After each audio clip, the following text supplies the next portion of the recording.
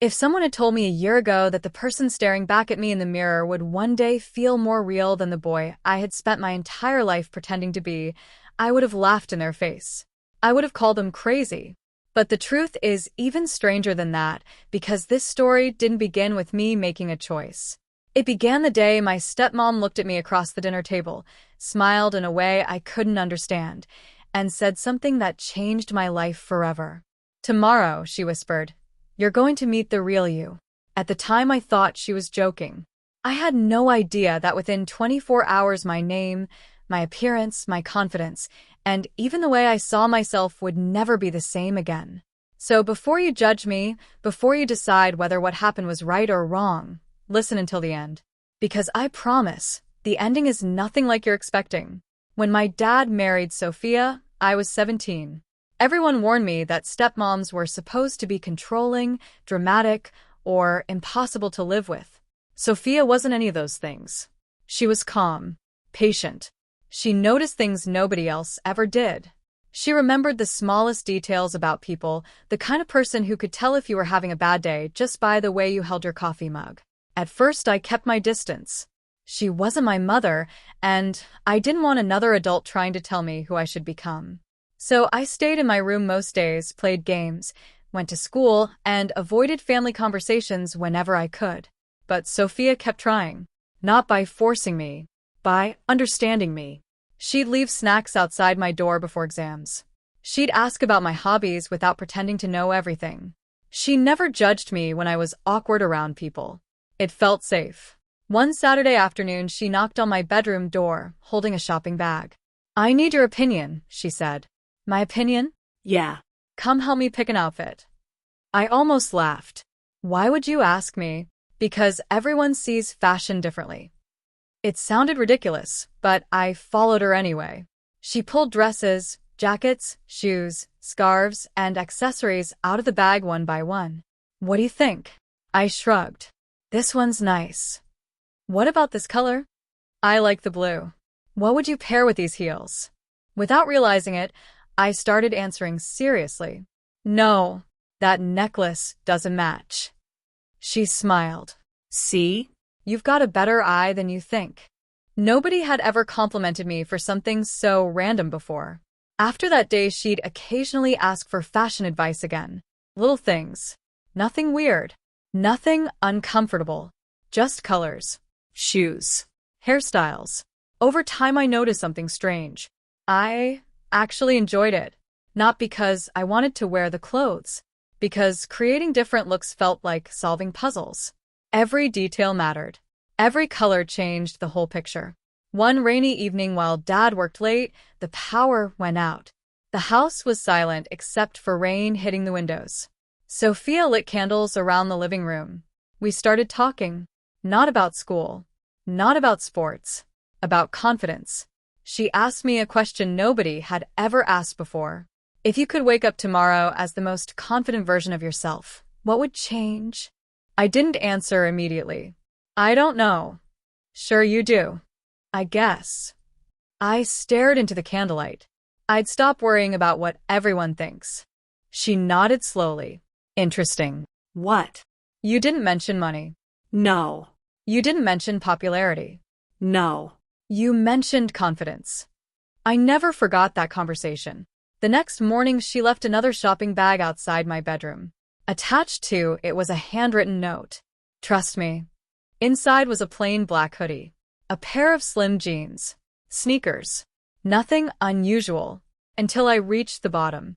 There was a simple shoulder-length brown wig. I froze. For several seconds, I honestly thought she'd accidentally mixed up her shopping. I carried the bag downstairs. "I think this belongs to you." She looked at it. "No." "What?" "It's for you." I laughed nervously. "Very funny." "I'm serious." I waited for the punchline. It never came. "I'm not wearing that." "I'm not asking you to become someone else." "Then why?" "Because sometimes people learn more about themselves by stepping outside who they think they are." I stared at her. "This is insane." "Then prove me wrong." "I'll look ridiculous." "Maybe." "I'll embarrass myself." "Maybe." But maybe you'll discover confidence doesn't come from clothes. That sentence stuck with me. I should have walked away. Instead, curiosity won. An hour later, I stood in front of the bathroom mirror. The hoodie fit. The jeans fit. Then I picked up the wig. This is stupid. I placed it on my head. The reflection shocked me. Not because I suddenly looked like someone else. Because I stopped recognizing every insecurity I'd memorized about my own face. Without my usual hairstyle. Without the image I'd carried for years. I wasn't judging myself the same way. Sophia knocked gently. You okay? I look weird. May I come in? She stepped inside. She didn't laugh. She didn't smile. She simply adjusted a few strands of hair away from my eyes. There. I looked again. Different. Still me. But different. Now smile. I don't want to. Exactly. What? You've spent years hiding from cameras because you already decided how they'll see you. I frowned. Today, decide for yourself. She handed me her phone. No. One picture. I'm serious. So am I. After 5 minutes of arguing, she finally convinced me. Click. She showed me the photo. I expected to hate it. Instead, I kept staring. For reasons I couldn't explain, I didn't look uncomfortable. I looked relaxed. That had never happened before. She noticed. You see it. You forgot to judge yourself. For the rest of the afternoon, we experimented with different jackets, glasses, hats, and hairstyles. Nothing over the top. Just different combinations. Every time I looked in the mirror, I focused less on flaws and more on expression, confidence, posture, energy. It was strangely freeing. Then Sophia said something that completely caught me off guard. What if we gave this version of you a name? A name? Not forever. Why? Because names carry expectations. I laughed. This keeps getting weirder. Humor me. I thought for a second. I don't know. She smiled. What about Riley? I repeated it quietly. Riley. It sounded neutral. Comfortable. For the next hour, she jokingly called me Riley. Something unexpected happened. Whenever she used that name, I acted differently. I stood straighter. I made eye contact. I laughed more. Not because I believed I had become someone else, but because for once, I wasn't carrying years of expectations about who I thought I had to be. By evening, Dad came home early. Panic hit instantly. I pulled the wig off. What are you doing? Sophia asked. My dad can't see this. Why? He'll think I've lost my mind. She looked toward the front door, then back at me. Or, she said softly, he might finally meet the version of you that's not afraid anymore. I didn't know whether to believe her. I didn't know whether to run upstairs or stay exactly where I was. The front door opened. Dad's footsteps echoed through the hallway. My heart started pounding harder than it ever had before. Dad walked into the kitchen carrying his briefcase, loosened his tie, and looked up. For one terrifying second, I forgot the wig was sitting on the counter next to the makeup brushes Sophia had been organizing. My stomach dropped. I expected confusion, anger, 1,000 questions. Instead, he simply looked from me to Sophia and raised an eyebrow. What's going on in here? Before I could invent an excuse, Sophia answered. We've been doing a confidence experiment. Dad blinked. A confidence experiment? I wanted the floor to swallow me. Sophia nodded as if she were explaining something completely ordinary. I asked him to step outside of his comfort zone for a day. Dad looked at me, and I shrugged. It was different. He studied my face for a long moment. You smiling more than usual? I froze. What? You've been smiling all evening. I hadn't even noticed. Dad laughed softly. Whatever you're doing, it's working. That wasn't the reaction I expected. Not even close. Later that night, I couldn't sleep. I kept replaying everything in my head. The mirror, the pictures, the strange feeling of freedom, the name Riley. None of it made sense. How could changing something on the outside affect the way I felt inside? The next morning, I walked into the kitchen expecting life to go back to normal. Sophia was already making breakfast. Without looking up, she asked, Morning. How's Riley today? I rolled my eyes. You really like that name? I like your confidence when I say it. I didn't answer, because she was right. For some reason, hearing that name made me stop overthinking every little thing. It was almost like my brain had permission to stop comparing itself to everyone else. That weekend, Sophia suggested another challenge. No mirrors today. What? You heard me. How am I supposed to get ready? You'll get ready without checking every tiny flaw. I laughed. That's impossible. Is it? She covered every mirror in the downstairs bathroom with towels.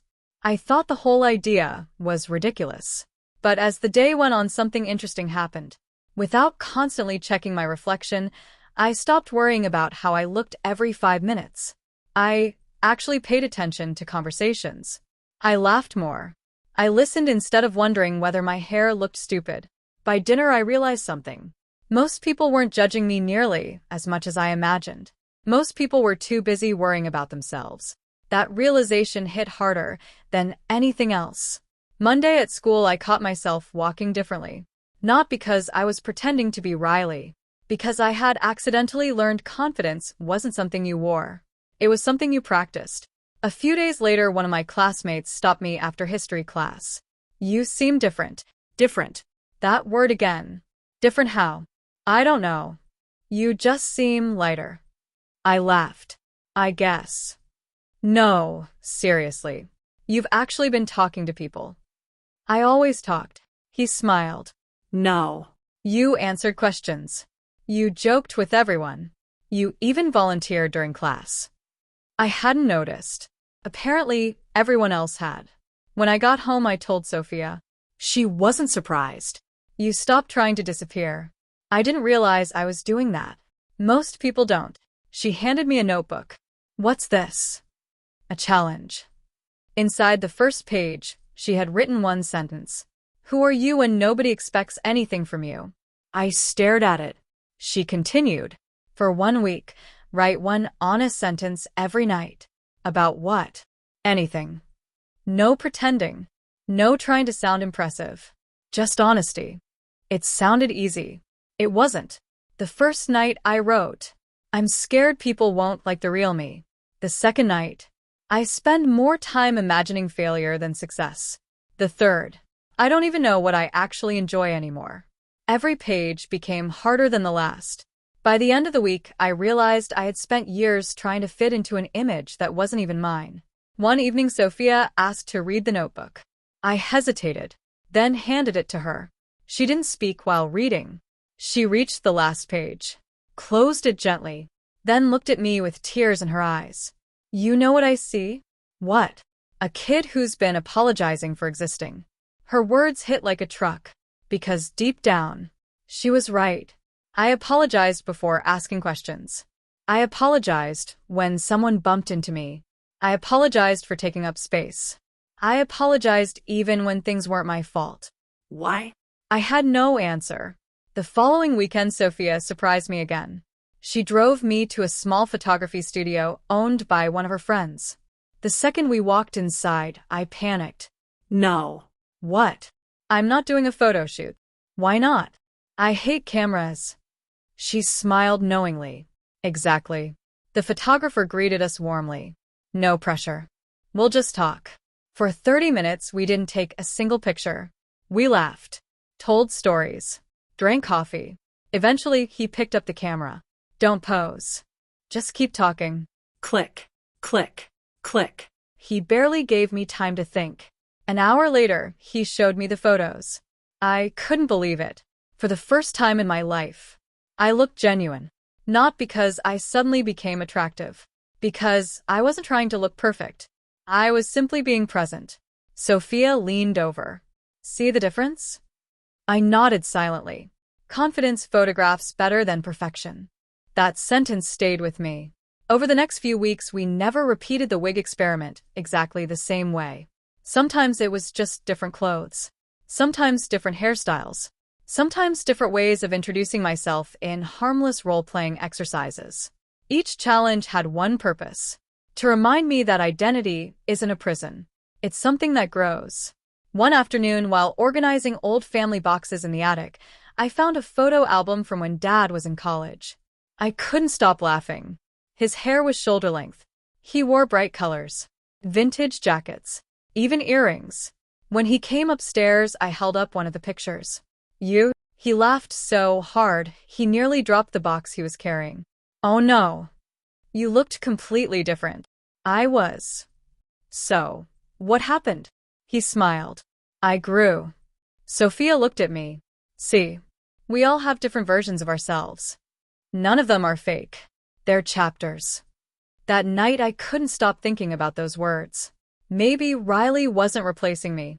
Maybe Riley represented the fearless chapter I'd been too scared to write. A week later, something happened that neither Sophia nor I expected. While cleaning my room, Dad knocked on the door, holding one of the printed photos from the studio. I found this. I felt my face go pale. He studied the picture carefully, then looked at me. Can I ask you something? I nodded nervously. Are you happy? I wasn't expecting that question. Not why. Not what is this? Just, are you happy? For a few seconds I couldn't speak. Then, for the first time in years, I answered honestly. I think I'm finally learning how to be. Dad smiled in a way I hadn't seen since I was a little kid. He didn't lecture me. He didn't tell me who I should be. He simply placed the photo back on my desk. You know, he said quietly, when I was your age, I spent years trying to become the version of myself everyone else wanted. I looked up. What do you mean? I played sports because my father expected it. I studied business because everyone said it was practical. I dressed a certain way because I thought people would respect me more. He chuckled. And I was miserable. I had never heard him talk like that before. I didn't know. Most people don't know their parents had lives before they became parents. We both laughed. Then he looked directly into my eyes. I don't care what hairstyle you have. I don't care what clothes you experiment with. I don't even care if you completely reinvent yourself. He paused. I only care that you're becoming someone you're proud of. That sentence settled somewhere deep inside me. For years, I had imagined this conversation going completely differently. In my mind, there was always disappointment, anger, judgment. Instead, there was understanding. After Dad left the room, I sat there staring at the photograph again. Not because of the clothes. Not because of the hairstyle. Because of the smile. It was real. I couldn't remember the last time I had smiled without forcing it. The following month, school organized a talent showcase. Normally, I would have avoided it completely. Sophia noticed the poster sitting on the kitchen counter. Thinking about entering? No. Why not? I don't have any talent. She tilted her head. Really? I shrugged. What exactly am I supposed to do? She smiled. Tell a story. I can't do that. You've been telling me stories every night. That's different. Why? Because it's just you. She folded her arms. Maybe that's why people would actually listen. I kept making excuses. She kept knocking them down. Finally, I gave in. Not because I believed I could do it. Because I was tired of letting fear make every decision. For the next 2 weeks, I practiced a short personal story. Nothing dramatic. Just a funny memory from childhood. Every rehearsal felt awkward. Every rehearsal made me want to quit. Sophia had one rule. If you mess up, I will. Keep talking. Even if everyone laughs. Especially then. The night of the showcase, my hands were shaking so badly, I nearly dropped the microphone. Looking out at the audience made everything inside me scream to run. I spotted Dad in the third row. Sophia beside him. Neither of them waved. Neither of them tried to calm me down. They simply smiled, as if to say, "You've got this." I took a deep breath. My name is... For half a second I froze. Then something unexpected happened. I remembered the notebook, the photographs, the conversations, the experiments. I remembered Riley, not as another person, as a reminder to stop hiding. I smiled. My name is... And today I'm going to tell you about the most embarrassing thing that ever happened to me. A few people laughed immediately. The tension disappeared. As I continued speaking, more laughter spread through the room. Not because they were laughing at me, Because they were laughing with me. For the first time, I realized vulnerability wasn't weakness. It was connection. When I finished, the applause wasn't the loudest of the evening. It didn't need to be, because I had already won. I had stood in front of hundreds of people without pretending to be someone else. Walking back to my seat, Dad stood up first. He hugged me tightly. "I'm proud of you." Sophia smiled. "I told you. You had a story worth hearing." That night we celebrated with pizza and milkshakes. Nothing fancy, but I don't think I'd ever felt happier. Months passed. Life slowly returned to normal. Or maybe it became a new kind of normal. I still had insecure days. Days when I questioned everything. Days when I looked in the mirror and criticized myself. The difference was, I knew those thoughts weren't facts. They were habits. And habits can change. One rainy afternoon, I found the original wig carefully folded inside the back of my closet. I picked it up, smiled, then placed it back exactly where it had been. Not because I needed it anymore, because it reminded me of where everything started. Sophia walked by my room. "You found it." Yeah.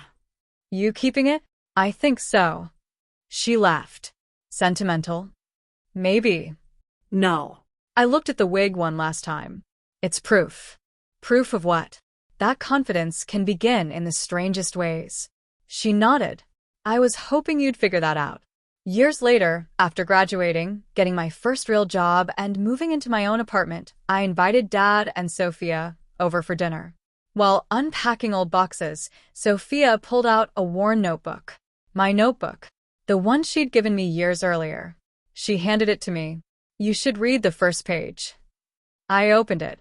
The first sentence stared back at me. "I'm scared people won't like the real me." I couldn't help smiling. Then I flipped to the last page. The handwriting was steadier. The words were different. "I'm still figuring out who I am, and that's okay." Sophia watched me quietly. "Notice anything?" "What?" "You stopped asking for permission." I closed the notebook. She was right. Somewhere along the way, I'd stopped trying to become everyone's idea of enough. I'd started becoming my own. As the evening came to an end, Dad looked around my apartment. "You've built a good life."